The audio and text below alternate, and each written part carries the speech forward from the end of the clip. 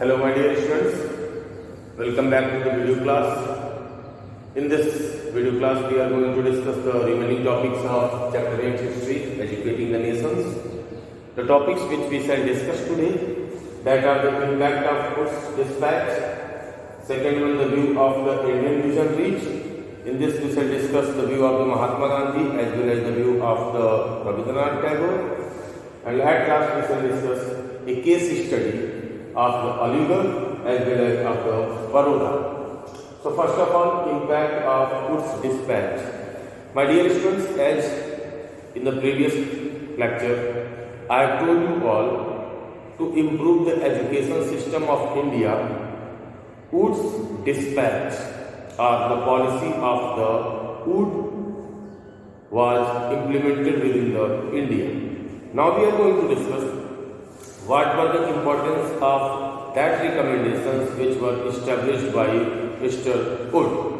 So first one, Department of Education was set up within the India, and the head of the Department of Education were known as the directors, and to help these directors there were a number of the inspectors. Secondly, because of the recommendation of the Wood, a teacher training institute where teachers were trained was also established within the India. Besides that, 3 universities were established in the Madras, Calcutta and Bombay. In these areas, 3 universities were run, and in these universities, English was taught, but except the English, Arabic, Sanskrit, Persian as well as the law and the engineering was also being taught to the student. Besides that, it was also decided that some government grants should be given to the schools. Besides that, a graded system of school network was implemented. So graded system means universities, then 10+2, then junior schools, then primaries. Yet many recommendations were made into the Quds dispatch, but it was unable to be more successful. What were the reasons that Quds dispatch was unable to achieve the goal for which it was established? They are as follows.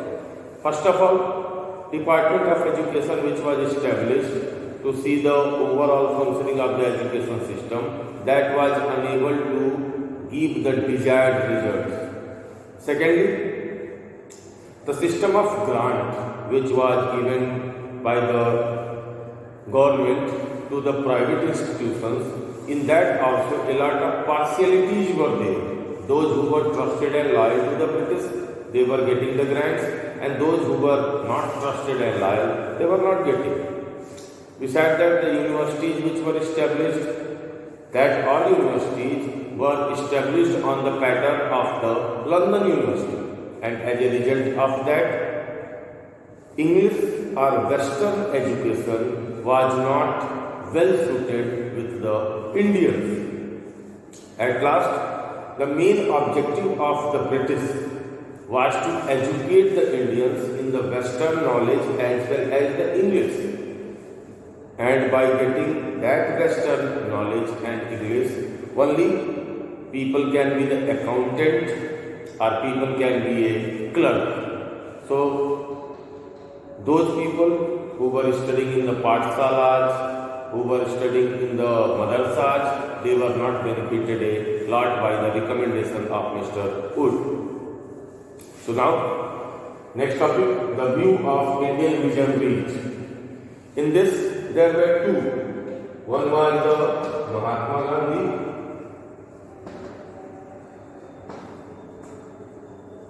and another was Mr. Rabindranath Tagore.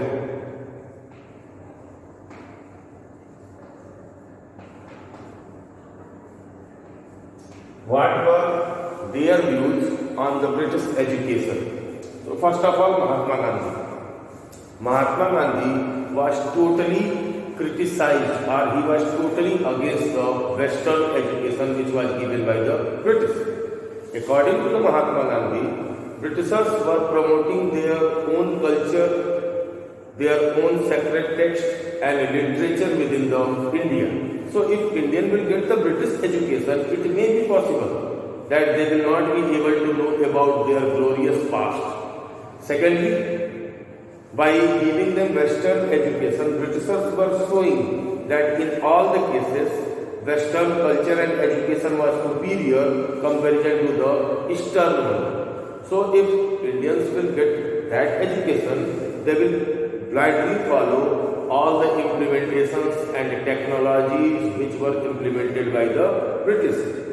So he told, by getting the Western educations, Indians are being the slave. So he told that Indians should be given not only the knowledge of the books, they should be given some practical knowledge like the handicraft and other skills so that they can earn a livelihood or they can improve their economic structure. Now secondly, Rabindranath Tagore's view was totally opposite of the Mahatma Gandhi.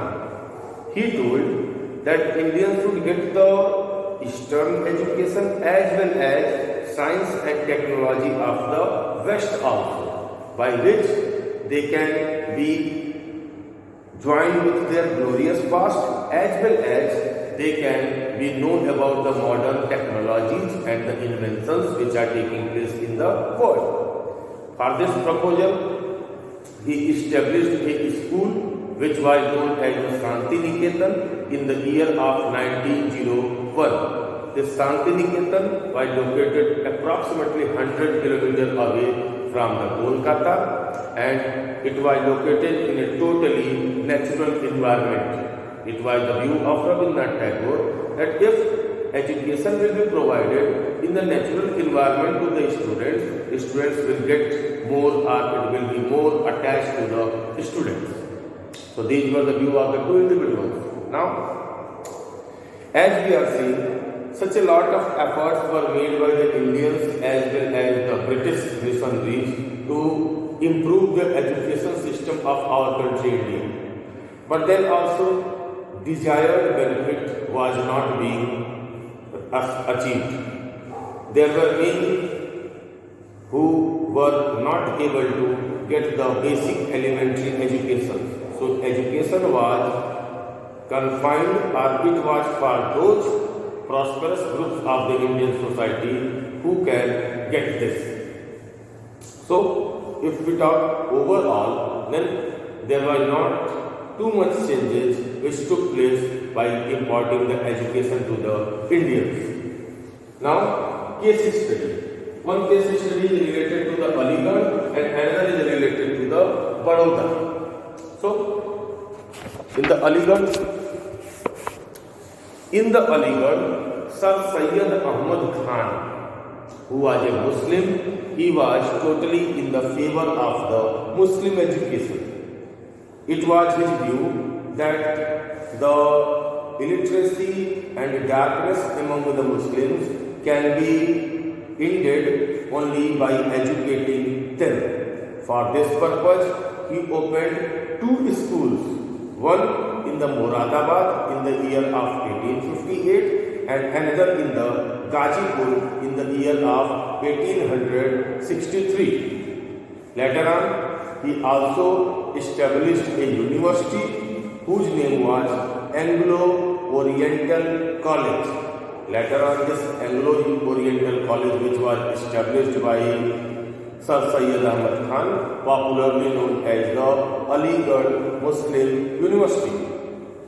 Besides that, he also founded a scientific society, and in that scientific society, the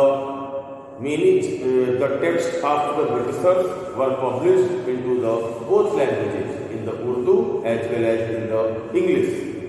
It was the view of Sir Syed Ahmad Khan that Indians should not be totally dependent on the Western education, but some advancement and technologies of the West which can improve the condition of the Indians, that can be accepted by the Indians.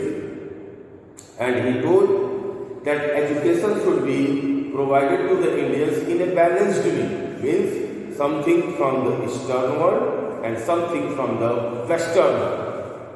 Now next one is Baroda.